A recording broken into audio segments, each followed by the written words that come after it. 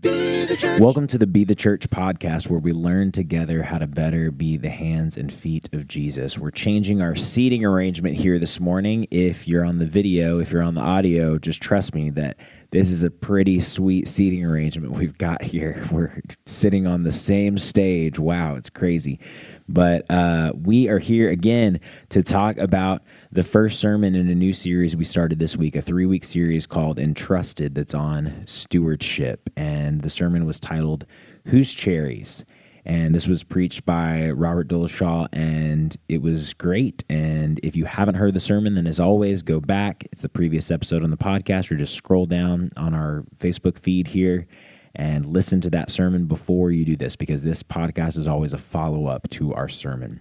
So this morning, we'll be talking about this theme of stewardship and this idea that everything that we own belongs to God. Our time, our talent, our treasure, every single thing belongs to God. And I wonder how often we think about this in life, that everything really does belong to God. How about you, Hunter? Did this feel like a big reminder for you, or is this something you're thinking about all the time anyway? It's something I think about, but it's still a big reminder, because I don't think we ever truly have an honest perspective of that. Because I know for me, I like to think, whatever's in my wallet is mine, or whatever I have in my pockets is mine. But in reality, it's all God's. And so to hear this, to have this reminder, it's something I think about, and I like to say I do a good job at, but I don't think I honestly do a good job at that. So this was a much needed perspective. Yeah, I think it was a really good reminder for me too. We were talking a little bit beforehand, and I wasn't telling Hunter this, but I was thinking about where we've been renovating our house recently. We just moved houses, and so we're kind of just fixing some things up as part of the move. And there was a particular thing that we did. We switched our fireplace. We got rid of the gas line because it was messed up anyway. It was all mangled. And it was a lot more expensive than I thought it was going to be. I had a number in my head, and it was not that number. And this money that I spent was it was a made up number in the first place. And yet I still felt this huge sense of loss. Oh my gosh, in my mind, I had this much money, and now I have this much less money because I spent this. And I know for me, that's always a good indication of how spiritually I'm viewing my belongings. My reactions to losing money, or when your car breaks down the side of the road and you have to spend $600 on tires or something, and you're just oh my gosh, is your whole week ruined by that? For me, yeah, sometimes it is, because I really am not trusting God and just saying, thank you, God, for just keeping me safe, and that I can, get these tires, or, have tires in the first place, or have a car. There's so many things that I take for granted as just prerequisites in my life, and then when they don't work out, my true hand is sort of revealed, I think. So are there any areas like that for you that you've felt that way? Or yeah, it's funny you mentioned the car situation. I didn't even think about it until now. In December, my truck just decided it was gonna explode. So I didn't even think about that until now. But my transmission went out. I could go in reverse, or I could go in fourth gear. I couldn't drive down the street just normally. I was trying to NASCAR my way through my neighborhood, and just didn't work well. And I was upset and angry, and God, how is this going to work now? This thing is almost paid off. Now it's broken. That's a waste of money. But I got to have a really good perspective shift and see God really move through that. So providing through vehicles. Another thing that I think we can talk about in stewardship, the concept of our own life. Could we define stewardship? What do you think that is before we kind of dive into this part? What is? The first thought that comes to mind is a flight attendant for some reason, but I don't think that's where we're going with this. So, that's a good question. When I'm thinking stewardship, I'm just thinking, how am I using what I've been given? And I think my tendency, and we'll get into this parable, I think, later in the series, and I don't want to show too much of the hand, but my tendency is to do too little with what I've been given, not too much. And I know some of us can be maybe more on the wasteful side, but I think I tend to be more of a hoarder of what God has given me. I want to be stingy with my time, stingy with my money, and just not be generous. And it's because I'm afraid that if I give away too much, then what will be left of me? I'll just be left empty, and you might not have enough. Exactly. Yeah, I might not have enough. So if we take that perspective, do we understand that we're supposed to steward our own lives as well? Our families, the people we're closest with. Do we see those people as gifts from God that we have a limited time with? And so I know for me, like death, especially to close family members, has been something that's really hit my life very hard. Like if you don't know me, I have a very small family. I think there's maybe 10 of us left. And we used to not have that. Like we had a lot more. I had a big family. We've had a lot of loss in every area from every side. And life is something that I have to kind of reevaluate. Am I entrusting my life to the Lord? Am I entrusting their lives to the Lord? Do I really believe we're supposed to steward and take good care of our lives and do what we can with it for God? Yes, but ultimately, even my existence is His anyways. And so that's been something I've had to think about a lot lately as people, we say are gone too soon or, we need them here. That's a whole nother thing we can talk about and go through and mourn, and it's something we need to pay attention to. But ultimately, the life, our existence, and the people around us, we all belong to God, whether we acknowledge it or not. Yeah, it's really easy to accept how I had nothing to do with me coming into the world, and it's easy to accept that gift, but it is really hard to think about my own mortality or our own mortality and be like, I also have just as little control on the back end. And that's not as exciting of a thought oftentimes. Yeah, not at all, because, ultimately we can prepare or we can take as many precautions as we want to, but when it's time, it's time. And that's what I love about this series as we go through on our end of stewardship with money or valuables or even our life. No matter how much we prepare, no matter how much we think we have our ducks in a row, things can change and God can speak and say no. Or He can move and He can bless.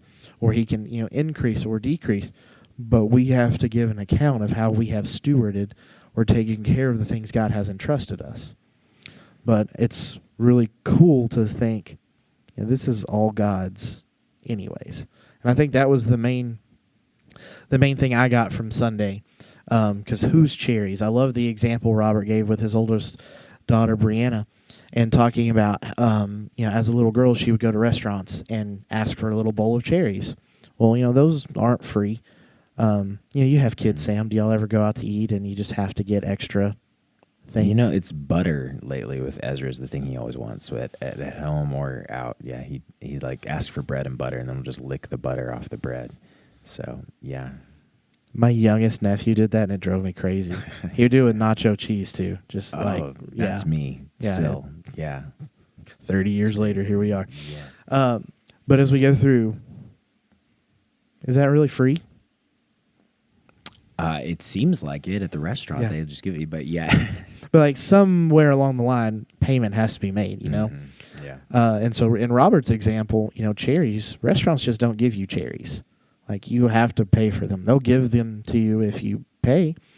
Or the next day, he went to the store and bought a jar of them. But in her eyes, they were given to her. They were meant for her. So they're hers. And I think we do that with our life and with our finances and our resources and everything. As we get deeper into the series, I think we'll be able to see specifically the areas in our life where we say, no, those are still mine.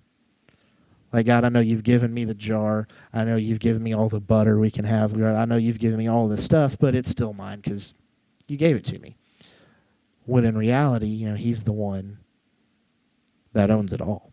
Yeah, and I think this makes me think sort of about our specific culture here in America, and especially I think this generation, but even previous generations, I hear a lot of my grandpa, for example. He was just in town, and he's very much like, I started my life with this much money, and I worked my way. I worked hard, and then he did well for himself, and they have a nice house now, and he came from very little, and he did work hard, and that's good stewardship. But it's like everything we talk about on this podcast, and I think in our Christian walk, it's this measure of balance. It is good to work hard, but it's so easy once we start working hard to be like, I did this. Look what I did. Exactly. And if we were to, I think if any of us were to sit down, if we've accomplished something great, if we were to sit down and write down all the people that have given sacrificially to us or just poured into us along the way, or things that just happened that were actually out of our control, the job that we got, the opportunity that we had, whatever the situation we were in. I know for me, when I look back and see just sort of the stepping stones of my life, I couldn't have orchestrated so much of it. And often the things that I try to orchestrate either don't work out or they do work out, and then I'm like, oh, that wasn't actually as fulfilling or great as I hoped it would be. It wasn't so good. Yeah. So any other, what other points in the sermon, going back to the sermon, stood out to you, Hunter? Was there anything? Yeah, so there were a few things. And so if we can start off with the agreement that God owns everything. And so if you listen to the sermon, Robert gave us multiple scriptures, at least 10 scriptures, where we went through and could clearly understand everything is the Lord's.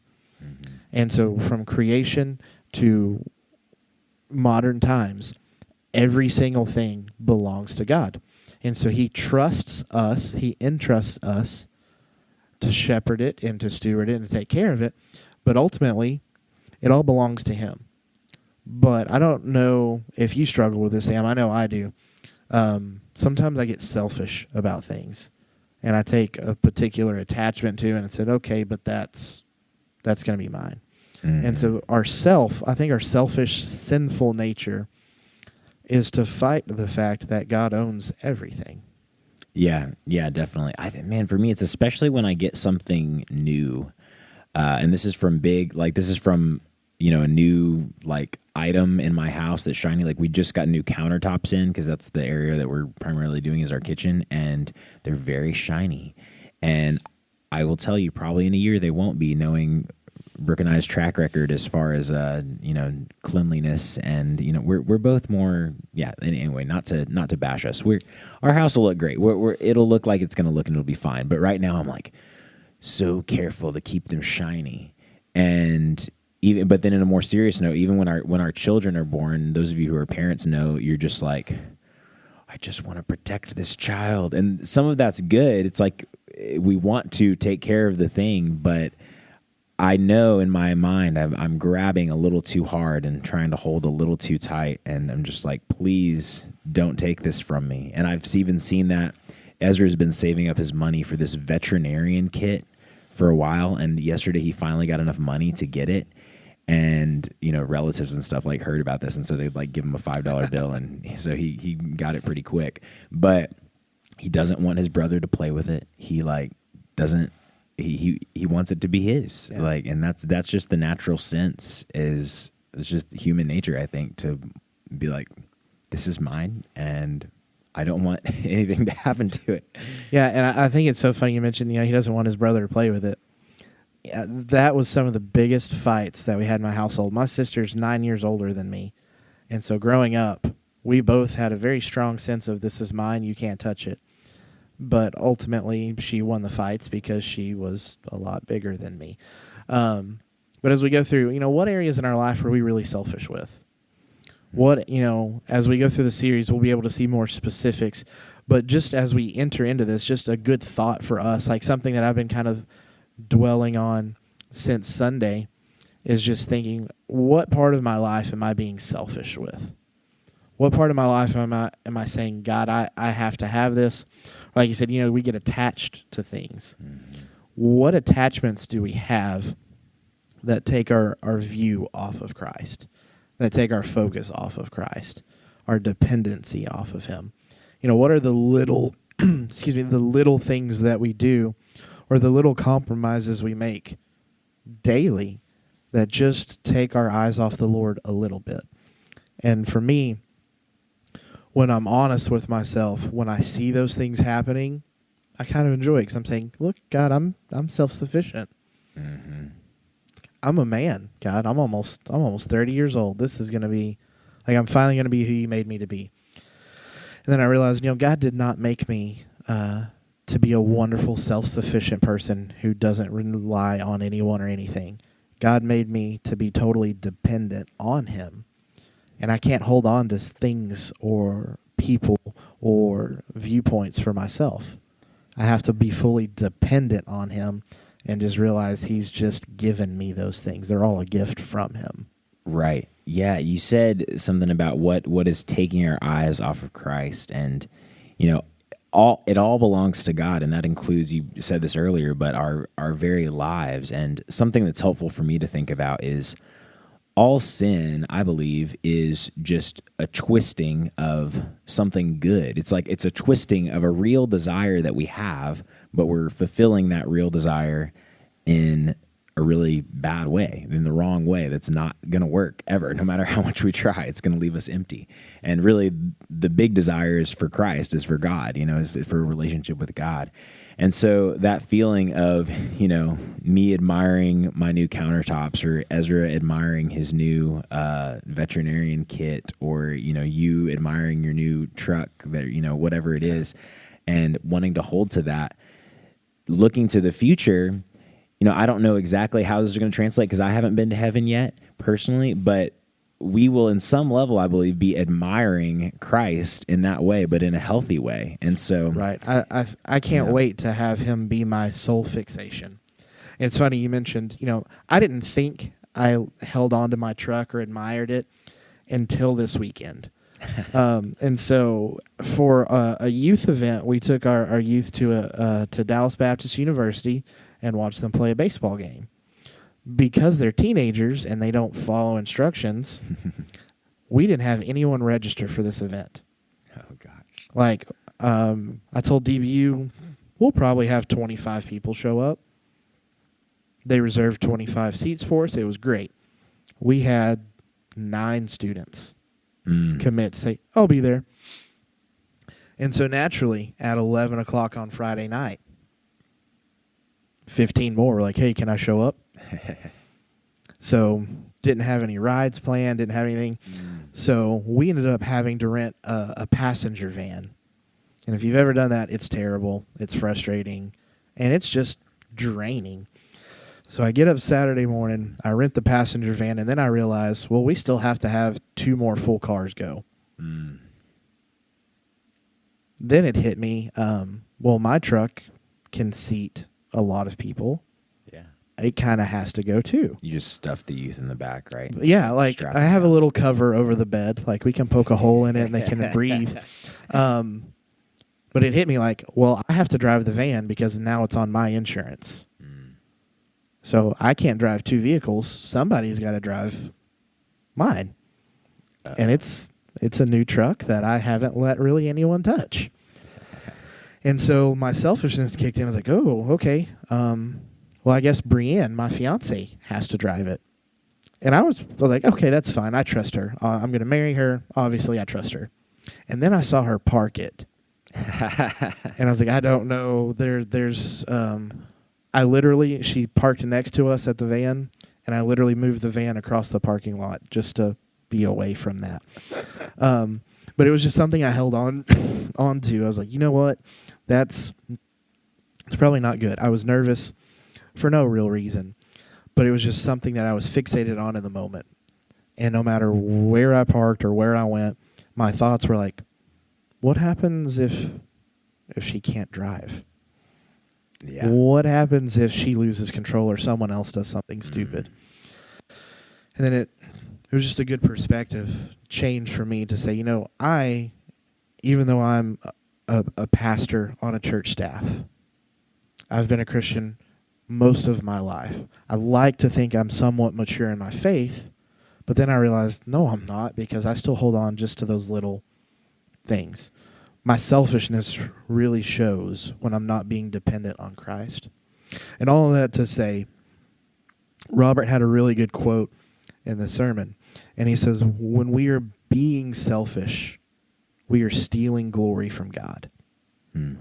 When we rely on ourselves or we worry about things for ourselves, when we focus on our viewpoints, when we focus on us, we're stealing the glory from God because we forget He's the one that has provided, He is the one that has created, He is the one that has sustained, and He's the one that's given it to us. Yeah, for sure. Man, another thing you said in that truck story, I love that story, is because I relate to it so much, and being particular about the way that my wife does things or other people do things. And I think that's a big revealer of really thinking that we are the ones who should be in charge. We are the ones who things should belong to. When it bothers us when our spouse or our kids or our roommate or our friend handles something in their sphere, and maybe that touches in our sphere and that's why it bothers us, or it's just like sometimes even if it's not in my sphere, I'll see someone do something in a certain way and it's like, why are you doing that way? That's not how you should be doing it. Like, don't, like, whatever it is, for me, I'm more like, why are you eating on the couch right now? Why are you, doing this stupid stuff? But at the end of the day, the God of the universe has trusted crazy, foolish, stupid, sinful people with the whole world, and He's cool with it.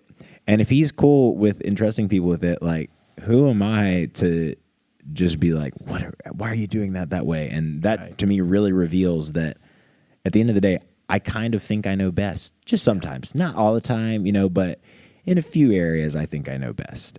And yeah, it's just crazy. Yeah, and I think it's like you said, God has entrusted this world to us. Like, that's an amazing thing, and it constantly blows my mind. Yeah. But I think as believers, what we need to take away is even though He's already provided that, and we have this wonderful place to live, and we have nice things, because if we're honest, if we're in America, we all have a pretty nice life. But as we look through things from a different perspective, do we look to God to lead us through those things? Right. Do we trust Him to continue His provision, whatever that looks like, in abundance or not? Do our eyes fix on Him and Him alone, or do we get caught up with the gift and not the giver?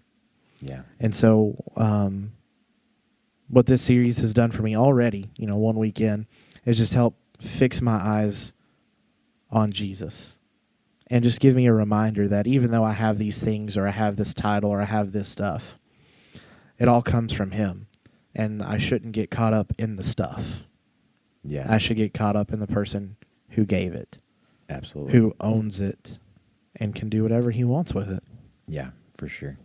So we're coming up on time, so let's kind of skip ahead to this application. Yeah. From what I remember of Robert's application, let me know if I miss anything, but it was basically do the Christian things, which we all should be doing and help point us towards Christ anyway, but is be in the Word, be in prayer, be in church community, and apply what you learn and what you experience with God to your life. And I think that covers all the things that he covered. Yeah. And if I could add one more thing. Yeah. Like when we do all of those things and then we willingly submit to Christ, that's another form of worship for us.